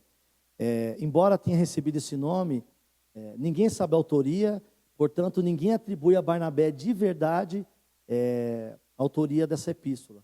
Mas ela aborda temas como vida moral, dois caminhos, né, o caminho da vida, o caminho da morte. Ela fala sobre abortos e bebês abandonados. Naquela época, onde os cristãos estavam sendo perseguidos, por vezes eles abandonavam as crianças, né, e deixavam. Ou também porque naquela época no Império Romano, a prática do aborto era uma coisa natural, os cristãos queriam se amoldar às práticas, digamos assim, mundanas da época. Então, essa epístola trata desses assuntos com muito cuidado. E também essa epístola ela trata do cristianismo contra o judaísmo, questões que envolviam a filosofia ou a teologia desses dois pensamentos, o cristianismo e o judaísmo. E também acerca da evangelização, acerca da comunhão com os cristãos. Então, era uma epístola que tratava de diversos assuntos. Tem as epístolas de Policarpo, de Esmirna, esse que recebeu a carta que eu citei no início, a carta de Inácio, de Antioquia. Policarpo era discípulo de João, do apóstolo João, e ele endereçou cartas, por exemplo, aos filipenses. Você já tem na sua Bíblia cartas que foram endereçadas aos filipenses por Paulo. E aqui nós temos uma citação de epístolas feitas por um bispo, né, por um pai da igreja, também para a igreja de Filipos. Temos também esse nome é difícil, a Estrômata de Clemente de Alexandria. Estrômata é uma palavra que significa miscelânea, ou uma espécie de tratado sobre assuntos gerais, ou seja, uma carta, um conteúdo falando sobre diversos assuntos, né? E aqui tem uma pequena citação entre algumas coisas que ele fala, que dão atestado ao Novo Testamento, às Escrituras. Eles falam assim: as Escrituras são válidas por causa da sua autoridade onipotente. Então, por ser palavra de Deus, e nós sabemos que Deus é onipotente, a sua palavra com certeza também carrega a sua natureza, ou seja, a natureza de Deus. E a gente sabe que a palavra de Deus também se constitui no próprio Deus, porque o próprio Cristo também fala que Ele é o verbo, Ele é a palavra de Deus. Temos também um outro conteúdo chamado Didaquê, e que podemos também chamar de Doutrina dos 12 Apóstolos. É um documento do primeiro século, mas que foi encontrado em 1873 no mosteiro de Constantinopla, ou seja, lá na Turquia. Ele se constituía num catecismo usado pelos cristãos E catecismo, ou seja, são ensinamentos orais. A gente fala de catecismo, a pessoa já fala, misericórdia, está falando da Igreja Católica, como é que pode? Irmãos, a palavra catecismo vem de ensinamento, ensinamento oral. Quem foi católico, eu particularmente, embora tenha sido batizado em Igreja Católica, eu não fiz catecismo, só participei mesmo do batismo. 12 anos me batizei, dentro da Igreja Católica, dentro dos ensinamentos católicos. Mas eu quero dizer para você aqui que, fazendo uso dessa palavra, como eu disse, catecismo, não se espante. Você está falando de ensino, de ensinamento. Era o catecismo usado pelos cristãos dos primeiros séculos, na instrução da vida cristã e dos rituais, como o batismo, a ceia, a celebração do domingo e do jejum. É interessante porque ele trata de diversos assuntos, irmãos. A Didaquê fala até das pessoas que chegam como profetas, que vão nas casas das pessoas e que ficam lá 1, 2, 3 dias. Tem uma parte dela que é como se fosse um livro de provérbios, um eclesiástico, que fala assim, se esse profeta ficar 1 ou 2, 3 dias, está tudo bem. Se passar disso aí não é bom. E se a pessoa continuar lá, tem que procurar um trabalho. Então veja, não é algo ruim, não é algo que você fala, meu Deus, isso aqui é profano, isso aqui é um anátema, é uma coisa que não deve ser lida. Não, irmãos, nos primeiros séculos, o Didaquê fazia parte da vida do cotidiano dos cristãos primitivos. Amém? Com o tempo foi perdido. E um Didaquê foi achado em 1873, num mosteiro em Constantinopla, tá bom? E ele tratava de diversos assuntos também, como o batismo, como a ceia, a celebração do domingo, a questão do jejum. Acerca do batismo, inclusive, eu li alguma coisa que, a primeira vez que fala de batismo, não como imersão, mas como efusão, que é algo mais ou menos assim, você jogar a água, por causa da quantidade de água, você jogar na pessoa. É um banho, sabe aquela brincadeira que a gente faz quando está dentro da piscina, de jogar água no outro? Então, esse é o batismo de efusão. Ele é citado dentro desse Didaquê, tá? Essas obras constituem-se em prova da plena aceitação que os escritos dos apóstolos tinham entre os primeiros cristãos e de como os encaravam como palavra de Deus postas no mesmo nível do Antigo Testamento. Vou fazer uma outra citação aqui, de Hipólito de Roma. Ele era um presbítero, um teólogo do século III, e ele era discípulo de Policarpo, aquele que eu disse que Inácio mandou para ele uma carta, que esse Policarpo também era um pai da igreja. Olha só o que Hipólito de Roma diz, acerca das Escrituras. Estes homens abençoados, ou seja, os homens do Novo Testamento, tendo sido aperfeiçoados pelo espírito da profecia, são dignamente honrados pela própria palavra, foram trazidos a uma harmonia íntima, como instrumentos, e tendo a palavra dentro deles, por assim dizer, a fim de fazer ressoar as notas.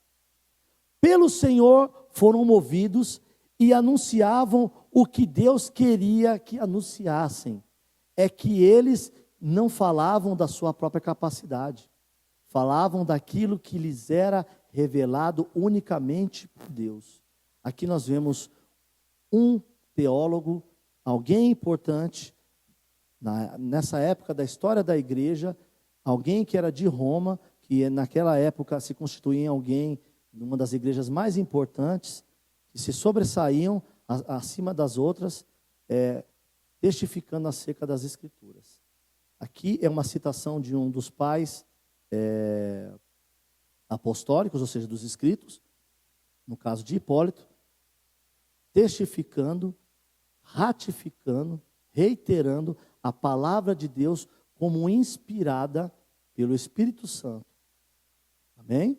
Então aqui nós encerramos a questão das inspirações do Novo Testamento, ou seja, a inspiração do Novo Testamento trazendo essas provas para vocês, ou seja, através da relação da igreja com essa inspiração, através até mesmo dos escritos posteriores à igreja, que no caso aqui ao cânon do primeiro século, no caso os escritos que são chamados de pais apostólicos, e que são escritos dos pais da igreja, ou seja, dos primeiros líderes da igreja após a morte de todos os apóstolos, aqueles que vieram, que sucederam os apóstolos. Então nós temos aqui mais evidências, agora a partir do Novo Testamento, dizendo que o Novo Testamento é sim palavra de Deus, portanto se constitui em autoridade. O ensino do Novo Testamento, portanto, pode ser aceito, pode ser acreditado por mim, por você e por qualquer pessoa, porque ele de fato se constitui palavra de Deus, merece o nosso crédito. Eu gostaria de perguntar para os pastores aqui, vocês me dão licença um pouquinho, se teria tempo para terminar o outro assunto que é muito pequeno. Você quer dar uma olhada? E eu gostaria de pedir a vocês que estão nos acompanhando nessa live, que me desse a oportunidade também de terminar esse assunto. Segura mais um pouquinho aí, entendeu?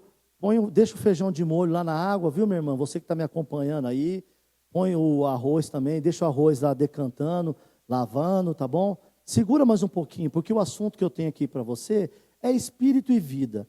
E vale a pena, e nós vamos encerrar essa questão das inspirações, da inspiração divina, acerca das Sagradas Escrituras.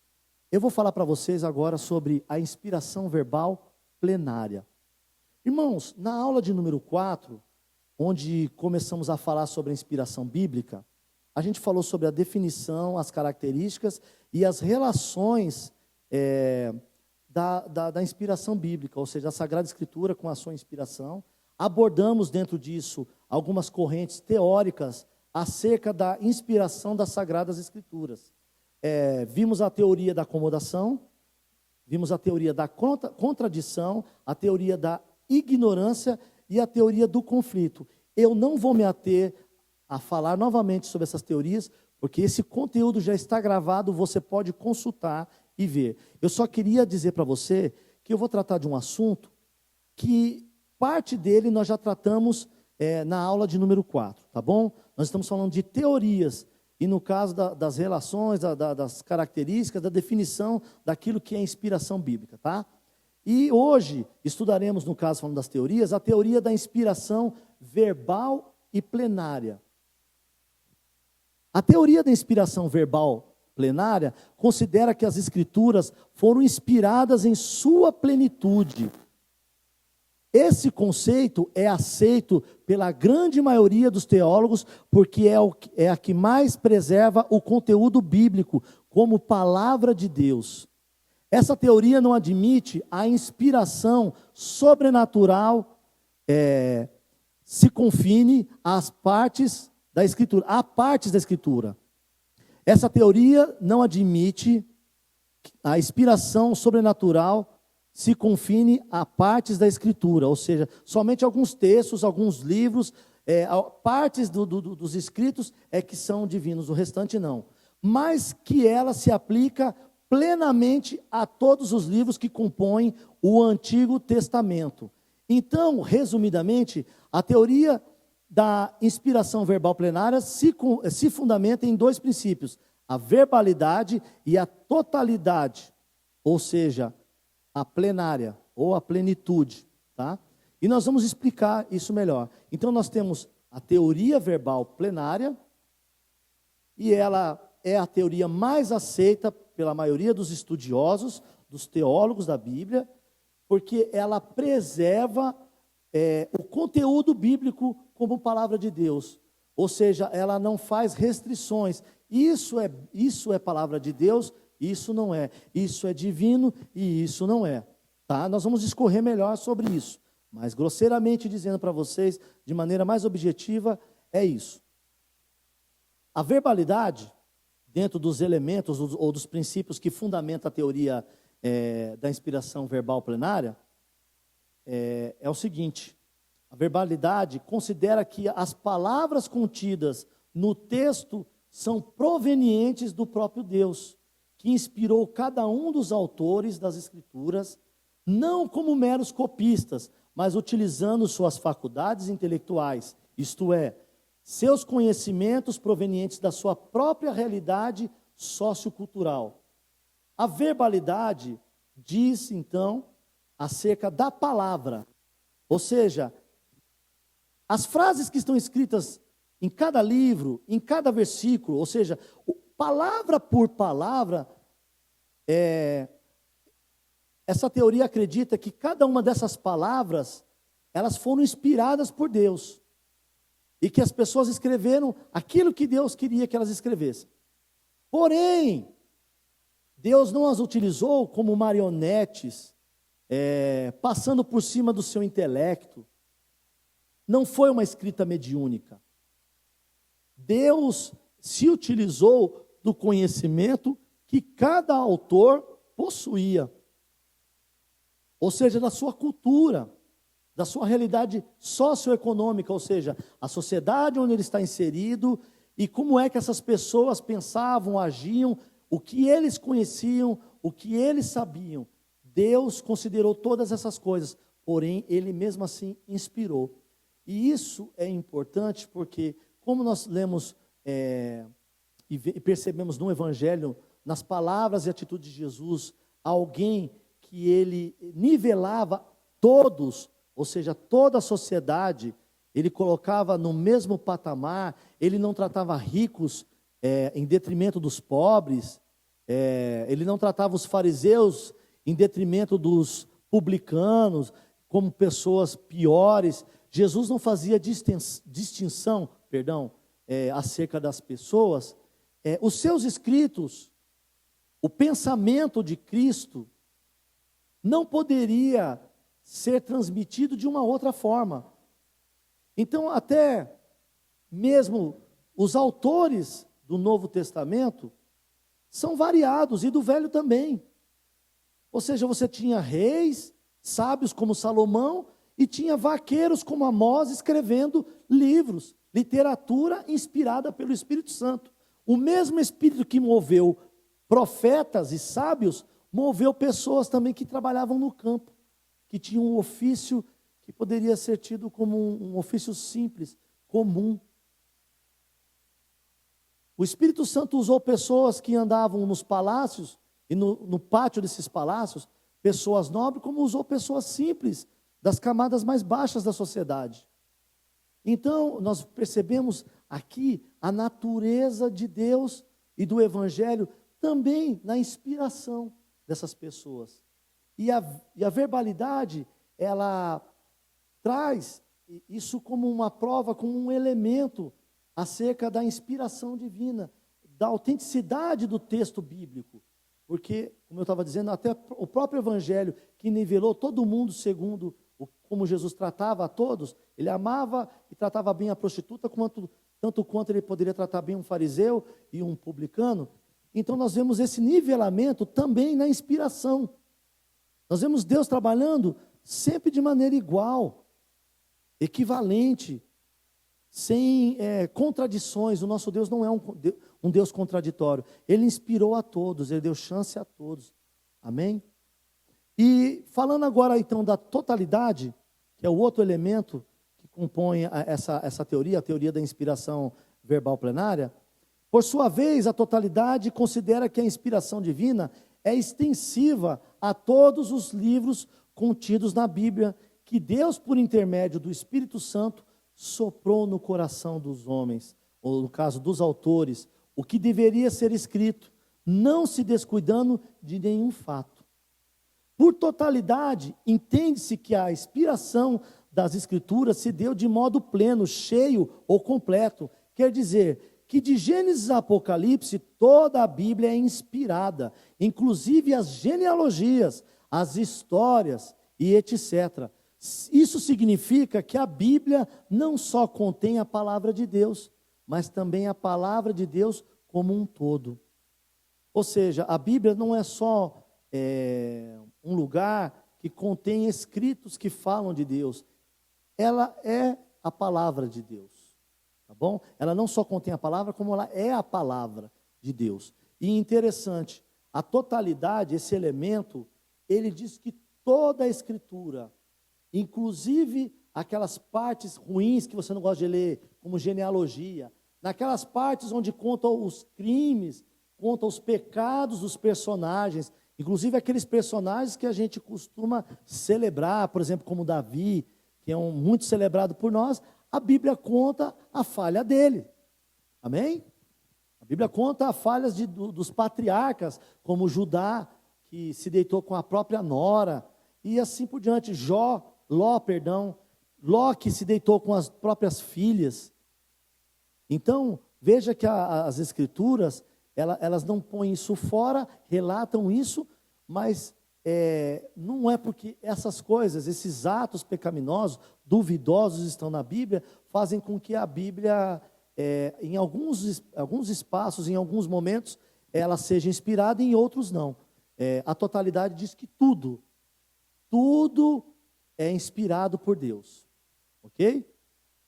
Então nós vimos a totalidade e a verbalidade, que são as bases dessa teoria da inspiração verbal e plenária. Verbal, irmãos, porque é a palavra, e onde nós acabamos de falar sobre a verbalidade. Plenária tem a ver com a totalidade, plenária de pleno, ou seja, de maneira completa, tá bom? Outro conceito defendido pela inspiração verbal plenária é o de que o compromisso do Espírito Santo em conduzir os escritores da Bíblia de forma sobrenatural durante o período em que estavam envolvidos na produção dos autógrafos, ou seja, aqueles textos que são originais, e nós também já citamos em uma aula anterior, se não me falha a memória, na aula 5. Estendeu-se até o momento em que terminariam suas devidas redações.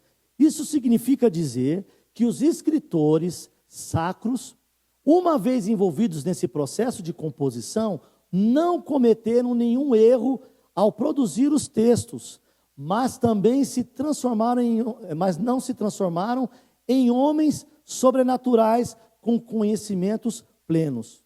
Ou seja, dentro dessa teoria verbal plenária, acredita-se que todo o tempo da escrita daquele autor, ou seja, toda a sua obra, que veio depois a virar obra canônica, ela envolveu o Espírito Santo na sua formação, até o final daquilo.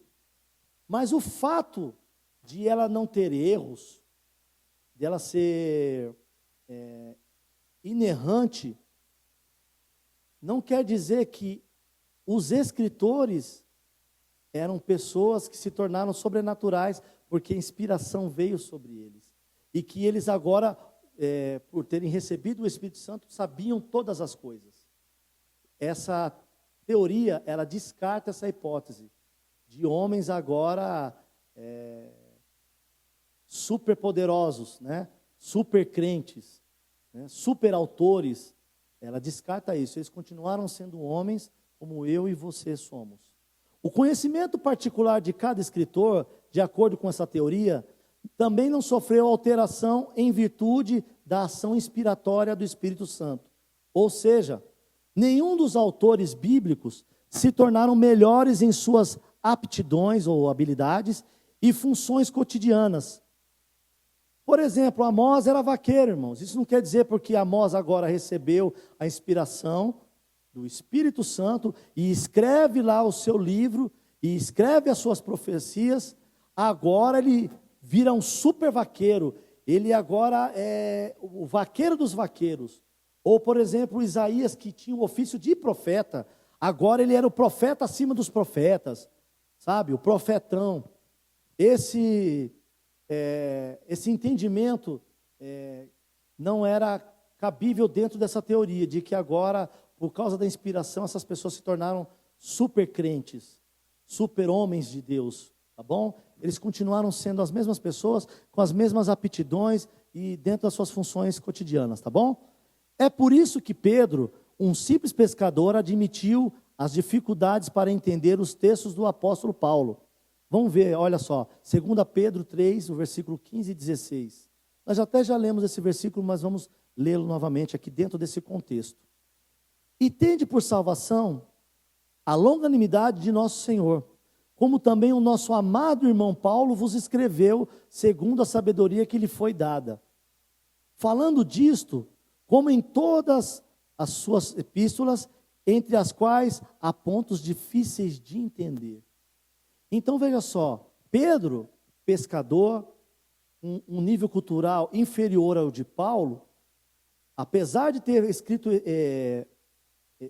algumas epístolas, ou pelo menos ditado para que essas epístolas, essas cartas fossem escritas, mas a inspiração veio sobre ele, mesmo tendo sido ele a pessoa que falou, passou as informações para que Marcos fizesse o seu evangelho, ele continuou tendo as mesmas dificuldades. A inspiração divina não o transformou num super crente, num super pastor, num super apóstolo. Ele continuou sendo um homem ainda com as suas dificuldades, as suas mediocridades, tá bom? Então, essa teoria também, ela comporta essa ideia de que não é por conta da inspiração que esses homens de Deus se tornaram melhores, superiores, não é? Melhor dizendo, aos demais cristãos, aos demais irmãos. Amém? Aqui nós encerramos então a nossa aula. Eu espero que o Espírito Santo continue falando ao seu coração, na sua mente. Irmãos, ouça de novo, veja essa aula de novo. É importante para você. Você vai adquirir não somente conhecimento, mas como eu disse, vida. Né? Porque a palavra do Senhor é espírito e vida.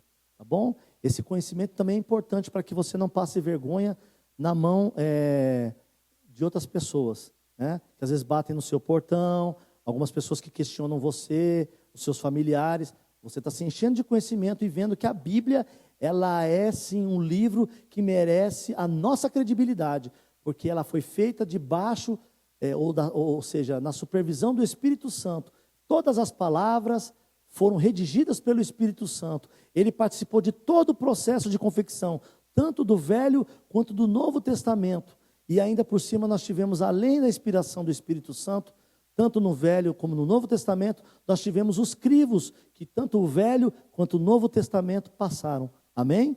Nós encerramos aqui então a questão sobre a inspiração das Sagradas Escrituras, e eu já digo para você de antemão, que a próxima aula nós trataremos sobre a questão dos livros apócrifos. Tá bom? Deus abençoe você. Vou fazer uma rápida oração, e quero dizer para você que estou muito feliz por você estar nos acompanhando nessa live, por você continuar com a gente, conosco. Como eu disse, nós fazemos isso com muita alegria no coração, fazemos isso com responsabilidade, com zelo, com temor. E queremos que você seja recíproco também nessas atitudes, amém? Vamos orar. Pai, eu quero te agradecer, Senhor, por essa manhã, por esse dia. Quero te agradecer pela família dos meus irmãos, por cada um deles, Senhor. Quero agradecer, Pai, porque mais um dia de existência deste a cada um de nós. Meu Deus, que a existência nesse dia seja uma existência na sua presença, Pai.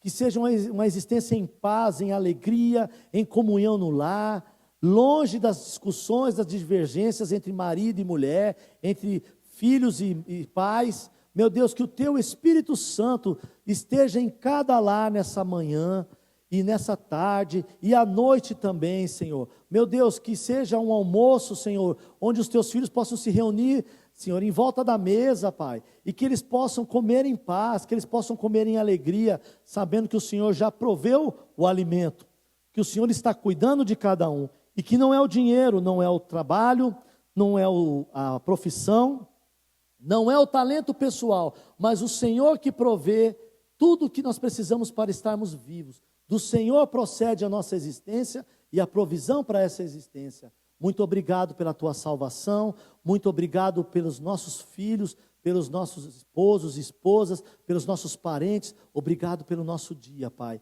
Que ele seja um dia tranquilo, debaixo da Tua graça, debaixo da Tua proteção. Guarda os nossos lares, Senhor, desse vírus. Guarda os nossos lares, Senhor Jesus, dessa doença, dessa praga. Nos protege, Senhor. E ensina-nos a ser prudentes e obedientes às autoridades, Senhor. Em nome de Jesus, que não venhamos ser inconsequentes, Pai, mas que o Senhor possa nos guardar, Senhor, porque precisamos da Tua proteção. Em nome de Jesus, nos abençoe, Pai. Amém. Quero dizer para você que esteja conosco, quero te convidar a estar mais tarde, às 19 horas, na nossa live. Queremos continuar essa comunhão com você mais à noite. Que Deus abençoe o seu dia, que Deus abençoe o seu lar, em nome de Jesus. Um abraço, fiquem com Deus.